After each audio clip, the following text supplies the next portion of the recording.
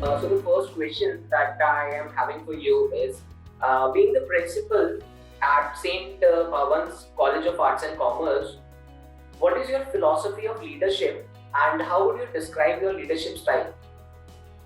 Hmm. Let me introduce myself very briefly. I'm Dr. Swati Kapadia, working in Bhavan's Sheth R.A. College of Arts and Commerce, Ahmedabad. I've been working in the college for last 26, 27 years and have recently taken the charge as the in charge principal. I have been a research guide and so on. I think this introduction will do. I'm a research guide, go as a resource person to various courses, refreshers and all. I publish my papers in journals, contributed to books, chapters and all. Okay. For your question, let me tell you, a leader has to be, cannot be, there are options. A leader can be like a Hitler, a leader can be like Gandhi. A leader has choices, and if the leader chooses the right way, and I think a leader should be, we have the best model, Sabka Saath, Sabka Vikas. Form a strong team and take the initiative. A leader should dream, a leader should have the vision, should have the guts to realize the dream. Not just dreaming and making the team act, but dreaming and taking first step towards the dream. So taking an initiative, I think that is what a leader is supposed to do. Take the first initiative towards realization of a dream. Visualize it. Vision is very important for a leader, and then guide the team. As far as the students are concerned, as the leader of a college, I should be able to help, guide, motivate my students. Should be able to bring my teaching as well as non-teaching staff together, and we all work together to realize our long-seen dream. I think this is what a leader should be doing. Absolutely, ma'am. Absolutely, this is something that I would certainly agree to, and that was something that was beautifully put up by you. So the next question that I am having for you is, as per your understanding, what do you think are your roles and responsibilities towards the university and the students and the education fraternity in general? It goes very well with your earlier question, Bhaskar. I would love to answer this. As a leader, as the principal of the college, I think my greatest responsibility towards my students is to motivate them, to find the spark in them, to bring out what is already hidden in them, to provide them a platform with a confidence, to instill a confidence in them and to bring out the best in them. College is not simply a place where they come for the degree. Even the external students acquire degrees.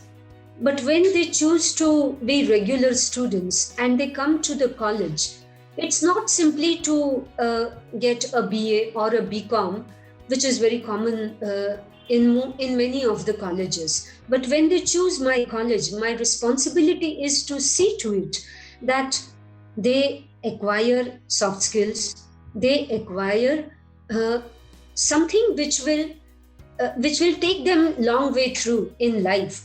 If they have some potential in them in terms of any hidden talents, say a student is good at debate, I will identify the students with the help of my faculty. I myself will look into the fact and then see to it that the student develops.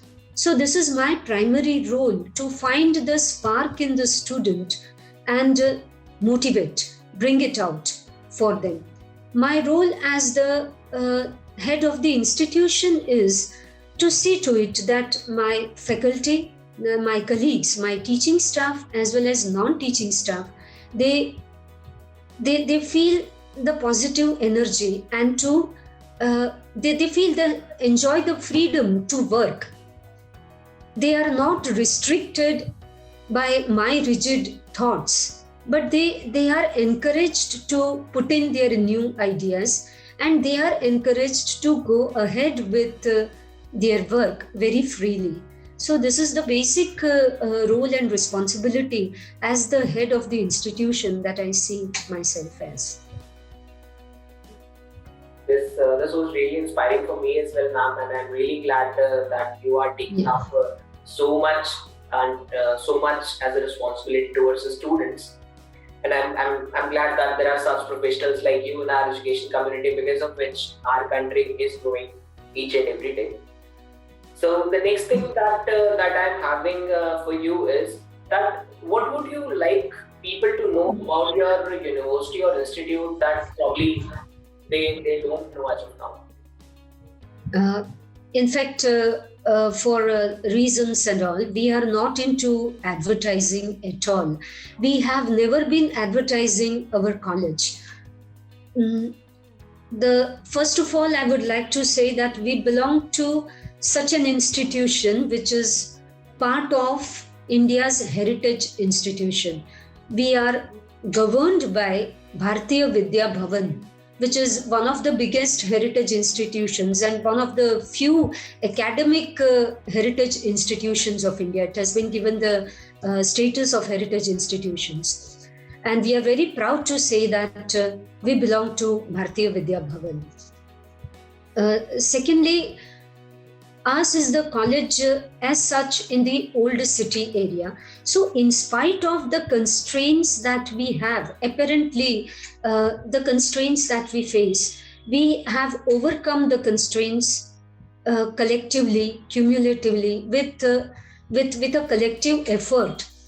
We admit students who come from very often they come from very moderate backgrounds, but when they leave the college, they leave with very remarkable achievements. They become toppers in the university. They become very eminent sports persons. Our college is doing excellent in even co-curricular, extracurricular activities along with academics. In academics, we as such run the UG and PG courses, BA, BCom, MA and MCom. All the four courses are doing extremely well in the college. We have the regional Gujarati medium as well as English medium. But apart from academics, in which we have, as I told you, we have toppers in the university, we have wonderful results. We have gradually we have come to the point where, just to give you example of the previous semester in the pandemic, when we have been facing terrible situations, but I'm very proud to say that our college has had no dropouts, and which is, I think, a very unique feature of the college. In co-curricular and extracurricular activities, we are doing excellent in sports. Like one of our students, she is now a student of our PG center. She cleared the UG, the BA English exam also from our college, and now is a student of the PG course. She has been selected for the Olympics. She will be representing India for 10-meter rifle shooting Olympics, and we are very proud for 11 Valarivan, who has participated and has won many gold medals, ranging from the state, the university, the national level, as well as the international level, world level competitions. Recently, in the World Games, she has won just before 3 days.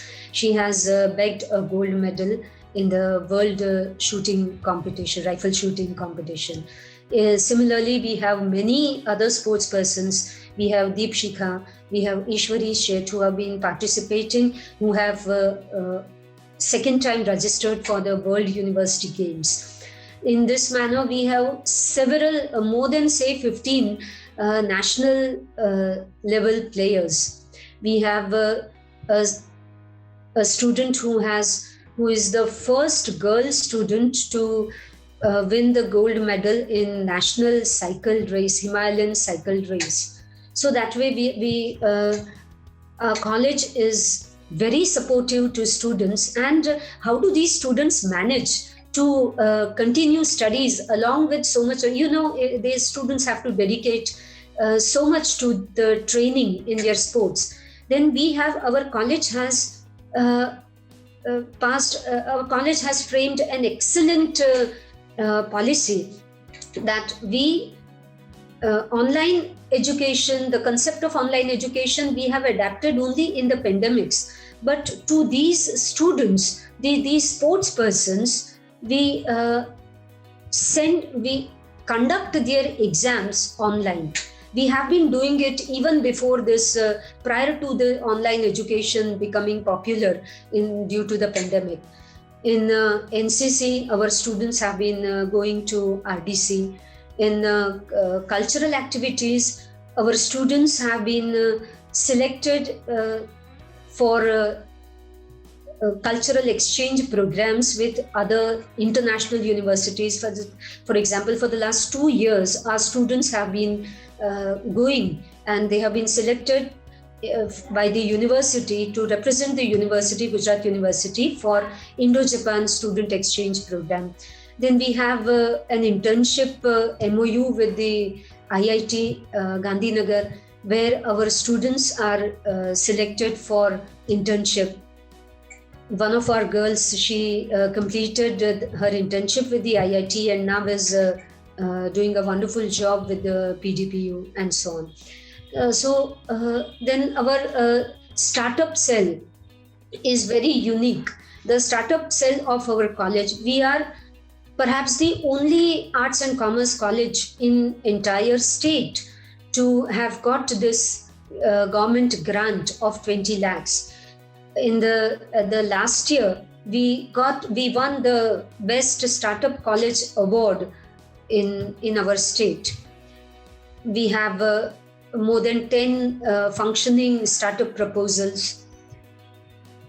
We are recently, the government has categorized the colleges and the universities as per their startup initiatives in 3 categories, A, B, and C. The A category consists of most of the technical universities, big colleges, established colleges, and I'm very proud to say that our arts and commerce college has been classified into category A. So just to briefly summarize, these are a few things I would like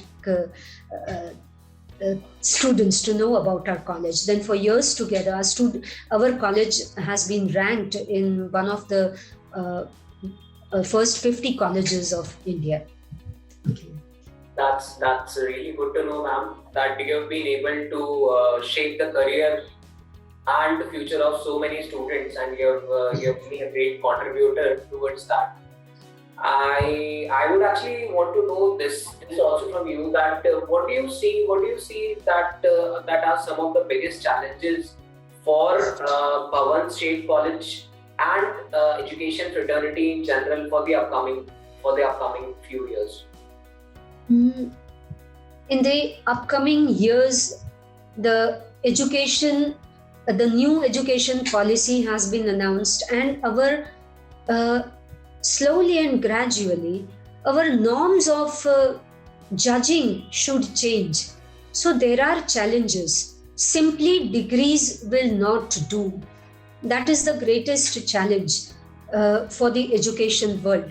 If an institution aims only at giving BA, BCom, BSc degrees, I think it will not help the student in the long run.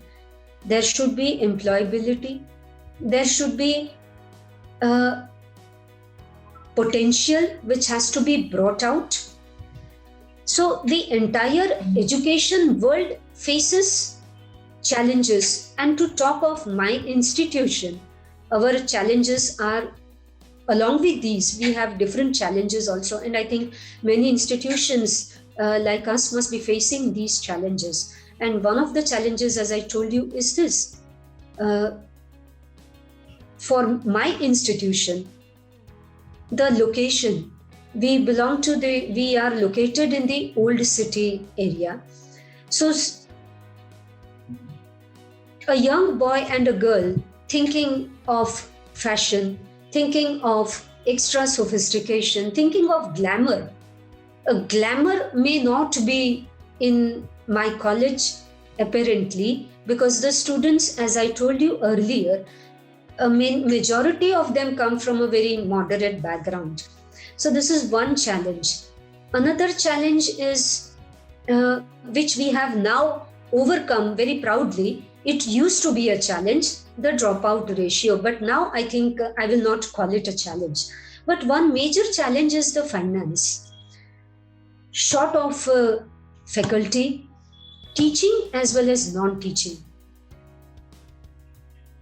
The short of teaching staff, non-teaching staff, it results in the output in one or the other ways.